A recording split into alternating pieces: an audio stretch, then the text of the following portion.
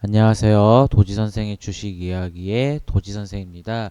2020년 2월 10일 특징주 분석인데요. 오늘 가지고 온 종목은 대신정보통신을 가지고 왔습니다.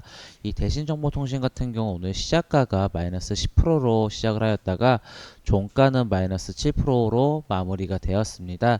왜 이 종목이 아침부터 개파락으로 시작하였는지 그리고 앞으로에 대해서 한번 이야기해 보도록 하겠습니다. 우선 먼저 기업 정보부터 알아보도록 하겠습니다.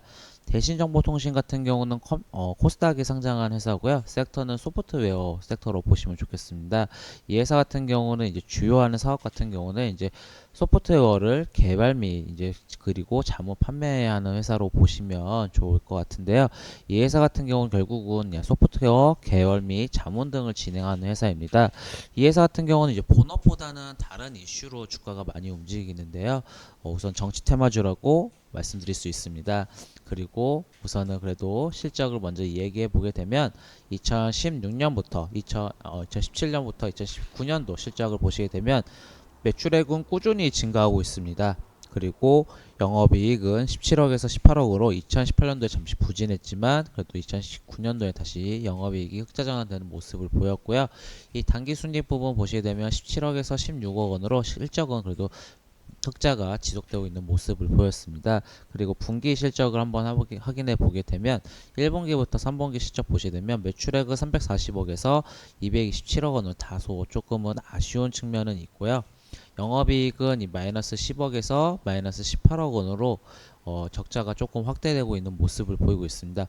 이 당기순이익 또한 마이너스 9억에서 마이너스 14억 원으로 적자 폭이 조금 확대되고 있는데 이런 부분은 조금 좋지 않지만 이 회사 같은 경우는 다른 이슈가 좀 강합니다. 이 테마주가 바로 이 정치 테마주라고 보시면 되는데 그 중에서도 이 유승민 정치위원회 관련주로 엮이고 있고 대표적인 대장주로 불리고 있습니다.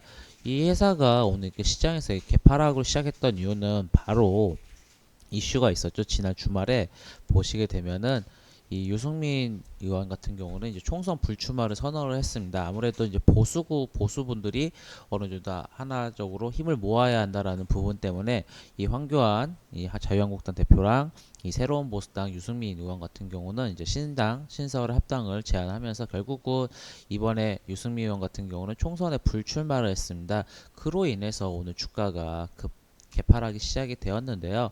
보시게 되면은 지금 가까운 정치 이슈는 바로 이제 4월에 있는 총선입니다. 이 가까운 있는 이 총선 이슈에서 결국은 이 부분에서 어느 정도 이슈에서 멀어졌기 때문에 이 대시정보통신 같은 경우는 그로 인해서 주가가 조금 약세가 나타났다라고 보시면 좋을 것 같습니다.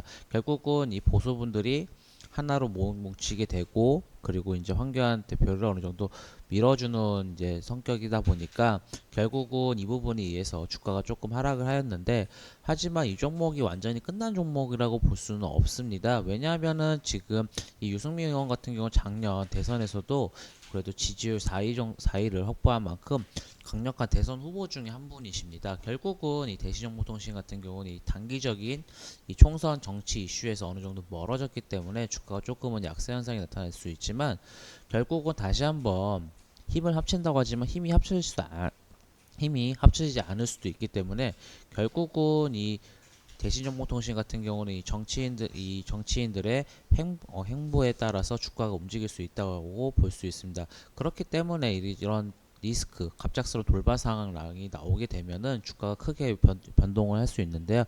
결국은 지금 보시게 되면은 이 주가상으로는 지금 이평선들이 모이고 다시 한번 이게 뚫는 모습을 보였지만 이런 지금 주가 차트로적으로는 얘기가 가능하지만 오늘 같은 개파락 부분은 바로 이런 돌발 변수가 나타날 수밖에 없다라는 거로 볼 수 있습니다. 결국은 이 정치 테마주가 항상 뭐 기사나 뉴스나 뭐 증권 방송에서 항상 조심해야 한다는 부분이 이런 부분이거든요.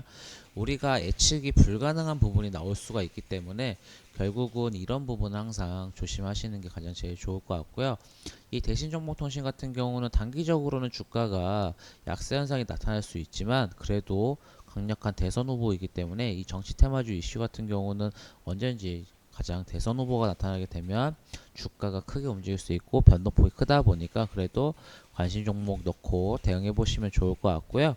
그리고 이 정치 테마주의 같은 경우는 비중을 많이 넣는 것보다는 항상 비중을 적게 투자해 보시는 게 가장 제일 중요할 것 같습니다.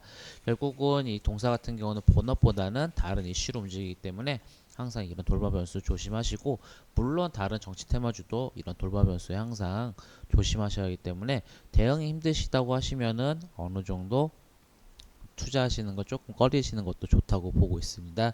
다만 이제 긴 관점으로 투자를 하신다고 하면 주가가 튀기 전에 항상 매수하는 습관으로 보고 대응하시면 좋을 것 같습니다.